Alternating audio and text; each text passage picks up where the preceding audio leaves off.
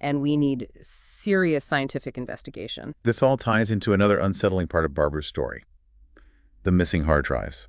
This whole idea that someone was trying to silence him and his team. Right. So after his time at the range, Barber gets this assignment: track down stolen Panasonic Toughbooks. These laptops, they had sensitive data on them.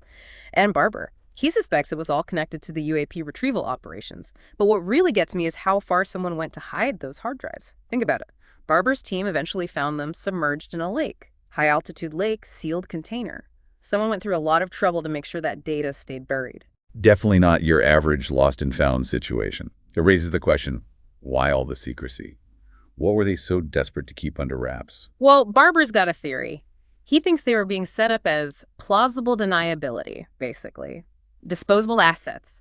They could be eliminated without causing too much of a stir. Thankfully, yeah. Skywatcher, they recorded the egg-shaped UAP as it was falling. And the crazy thing, the footage, it's very similar to that egg-shaped craft Barber described from years earlier, the one he